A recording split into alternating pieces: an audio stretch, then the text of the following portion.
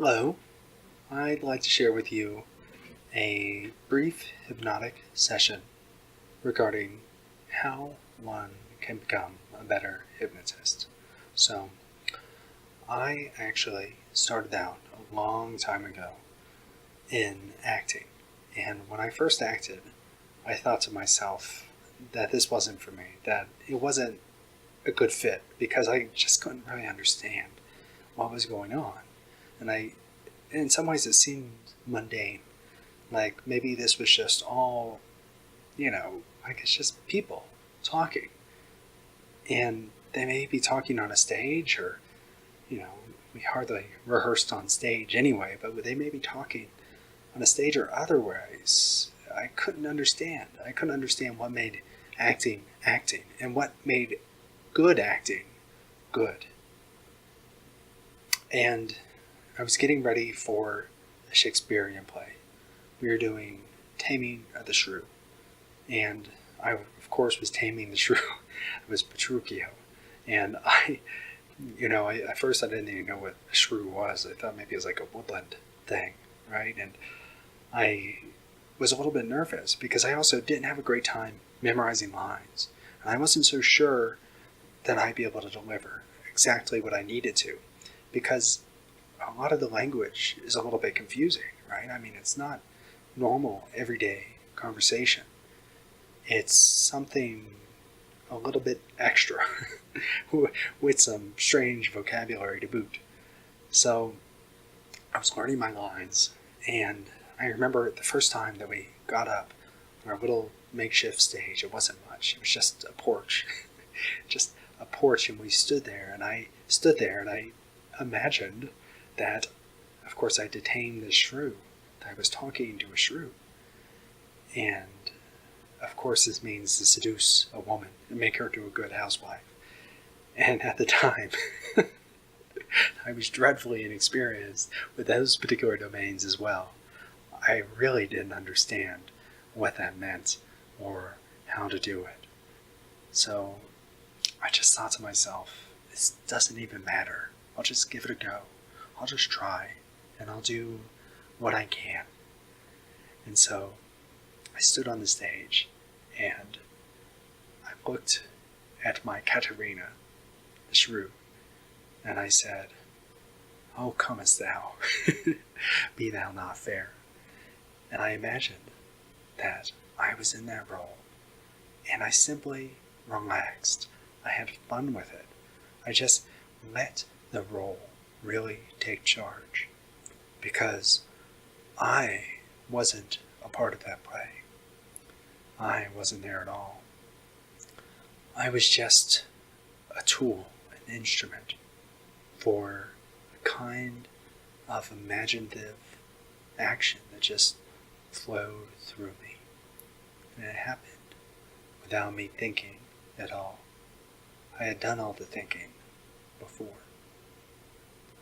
So it reminds me of a time, a long time ago, where perhaps I was learning to tame shrews in a more accurate sense, and I was dating, and I didn't know what a man does when he's dating. I didn't know what kind of role I was supposed to play. I imagined that maybe I was supposed to be somebody smart or strong, but I couldn't understand how that fit into my relationship. So I began to step outside of myself, because what good was it to simply stay in my own perspective when I needed to step outside of my perspective and understand what my listener, my girlfriend, really wanted.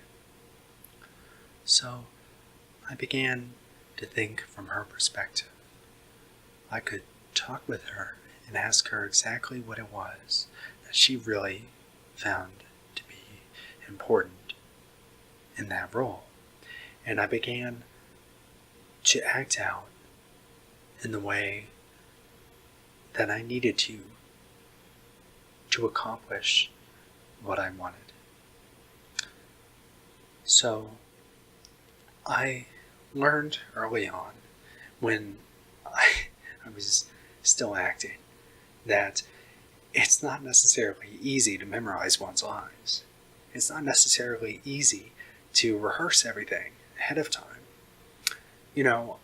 I could understand what was going on eventually. I understood, okay, here's where I'm crashing the wedding. Here's where I'm making a fool of myself and the people around me. And here's where I'm being really sincere. And yet, I couldn't understand.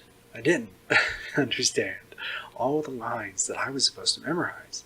I wasn't a particularly diligent student, unfortunately. So I would stand on stage and I would say a lot of medievally kind of sounding stuff, the kind of stuff that could pass as Shakespeare.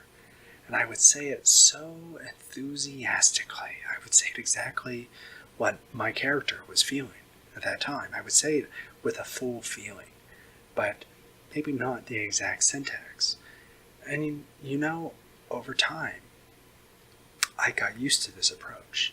I began to just feel more naturally that I could speak in this broad Shakespearean dialect, and that I could communicate with anybody very emphatically exactly what it was that I was intending to feel in that role at that time, using any language that I needed, because it would just come to me at that moment. Well, at first, our teacher wasn't so keen on this. Our drama teacher was a little bit hesitant of how I was doing with my lines, and I improved a bit. But when the stage time, when the performance finally came around, I stood on stage, and in all my nervousness, riddled with caffeine pills at this point as well, I said my lines, plus a little, minus a little, with the full enthusiasm of one fully enveloped in that particular fantasy. I said it so emotionally articulately.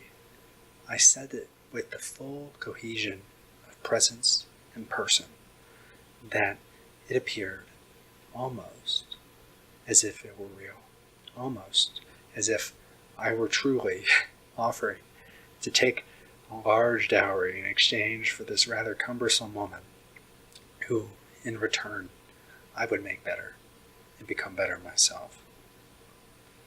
So it suddenly dawned on me afterwards. I was talking to some of the folks that watched, and I had never seen myself. I had never seen a video of myself. I really didn't know how I was performing. And I began to talk with the people who did. And they told me, well, Jeremy, when I first saw you up on the stage, I didn't know what to think. Your costume was a little outrageous. You had a top hat with a feather in it and a sunflower on your chest, and you weren't wearing a shirt. And you strode out on stage and rather impetuously demanded that shrew, that daughter. And I thought to myself, if somebody was so assertive to me and my own daughter, well, I don't really know what I would do. I would certainly probably not feel very comfortable in accepting that proposal.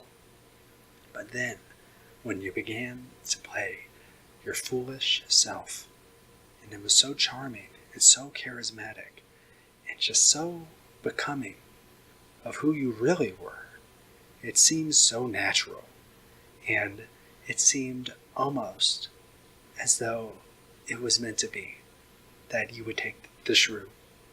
And maybe that's how it worked back in Shakespeare's time too. Altogether, the reviews were very positive, and I developed a bit of a narcissistic love for acting because of the praise that it got me. So we did another one, and it was Midsummer's Night Dream. And I remember very clearly, at this point, with my shrewish days behind me, I remember very clearly having a bit of a crush on the fairy princess. Now, naturally, I was to make an ass out of myself. Literally, I think she no, some elf or something turns me into an ass. Puck. He turns me, literally, into a donkey. I wear a funny donkey head, and at that point, though, my crush, she's stroking the tail, and she's very calm and confident, and it seems like maybe this is the way to go. So I imagine myself that maybe that was, in fact, exactly how it ought to be. Now, I wasn't particularly attractive. I wasn't particularly well spoken. It's much too frank, I still am. And I wasn't particularly cunning or charming or strong or any quality that might have better positioned me with the fairy princess. And yet, at the same time, I could talk and play that role. And for those moments, I was bottom and I was in love with the fairy princess. I had that exact reality envelop me. Because in the full display of emotion, other people become sucked in almost. It becomes a kind of ritual in which people suspend their disbelief and they live in this kind of alternate reality just for a time. And they can entertain all kinds of ideas. They can entertain ideas, suggestions, and notions that they wouldn't normally. So I don't know if it was successful in letting that particular girl imagine that I was her boyfriend. I don't think that it was as successful as it might have been.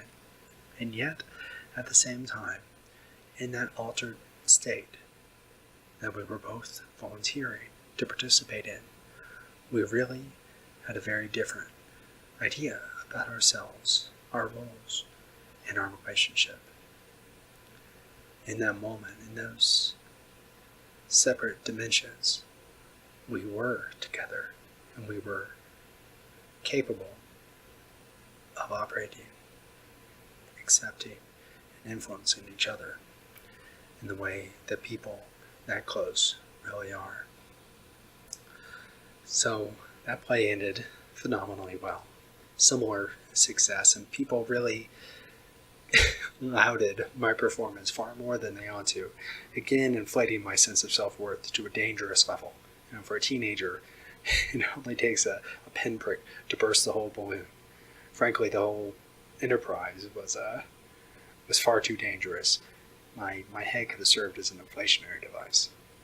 So, in other words, it was a fantastic teaching tool for giving me some of the nuance and understanding on an operational and philosophical level of what it means to be influential, what it means to enter into some kind of different state where people can entertain different ideas and be entertained at the same time.